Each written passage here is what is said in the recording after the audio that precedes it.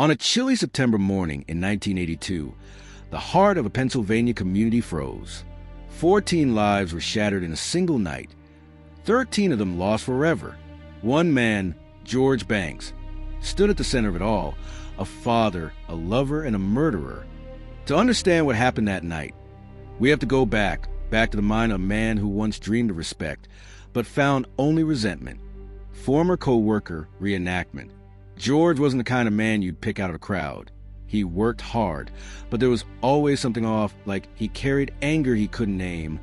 Born in 1942, George Emil Banks grew up in the margins, biracial in an era that despised difference. His childhood was a battlefield of identity. By adulthood, he was a prison guard, a man of authority who felt powerless in his own life. Banks had children with multiple women, all young, all devoted, all fearful. To them, he was both protector and tyrant. Neighbor reenactment. You'd hear yelling sometimes, then laughter. You never knew which George you were going to get. It began with a party. Just after midnight, laughter filled the air, children asleep upstairs, music echoing down the hallway. But behind George's eyes, something was breaking.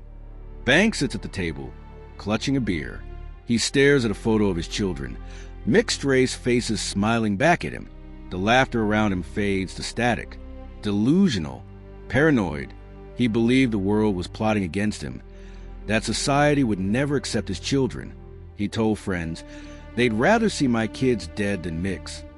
That night, those thoughts became prophecy. By dawn, the house was a graveyard. 8 people, 3 women, 5 children, gone. All shot at close range. All family. Among them, his own baby girl, barely 1 year old. Retired police officer. When we got there, I'll never forget it. It was like time stopped. Toys on the floor, breakfast still on the table, and everywhere death. But George Banks wasn't done.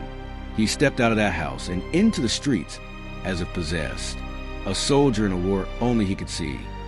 Banks fires into a car of teenagers, killing one, wounding another. He steals a vehicle and speeds off. His rampage carried him across the city. He drove to Heather Highlands Trailer Park, where more waited. Another woman he'd once loved, her mother, her young son. None would survive. For 4 hours, law enforcement locked down the city. Officers surrounded a small home where Banks had holed up, drunk, armed, and defiant. SWAT negotiator reenactment. He kept saying, I did it for them. I saved them. He was crying, laughing, sometimes both at once. When dawn broke, George Banks surrendered. No resistance, no remorse. The trial that followed became a national spectacle, not only for brutality, but for the portrait it painted of a fractured mind. Court reporter reenactment. Sometimes he'd shout at the judge. Other times, he'd sit and whisper to himself. He said everyone was against him. The prosecutor, the mayor, even his own lawyer. In a shocking move, he showed his own crime scene photos to the jury, images his lawyer fought to suppress. His message was simple. Look at what I had to do. The jury saw something else, a man consumed by hate and delusion. Judge, George Emil Banks, for the murder of 13 human beings. This court sentences you to death.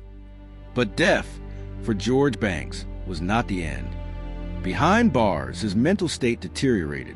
Diagnosed with paranoid schizophrenia, Banks spiraled deeper into psychosis. He refused meals, claimed guards were poisoning him, and muttered endlessly about the government. Prison psychiatrist reenactment. He believed he was chosen. He said he'd cleanse his bloodline of suffering. In his mind, the killings were mercy, not murder.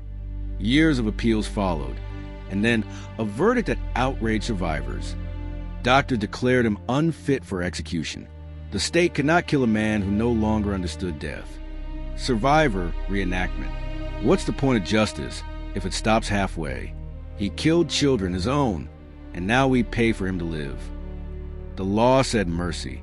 The people said injustice. 43 years passed. The world changed. Presidents came and went. Technology evolved. But George Banks remained, a relic of a crime too monstrous to forget. Former guard. He never talked much. Sometimes he'd hum old songs. Other days, he'd just sit and cry. You could tell he was lost inside his own head. In the end, time became his executioner. Cancer spread through his body. There was no final appeal, no redemption, no crowd awaiting closure. On November 3rd, 2025, George Emil Banks took his last breath, 83 years old, dying quietly in a Pennsylvania prison. The man who silenced 13 voices finally silenced himself. The Wilkes-Barre massacre left scars no sentence could heal. 13 names etched into memory. Mothers, children, neighbors, all gone in one night of madness.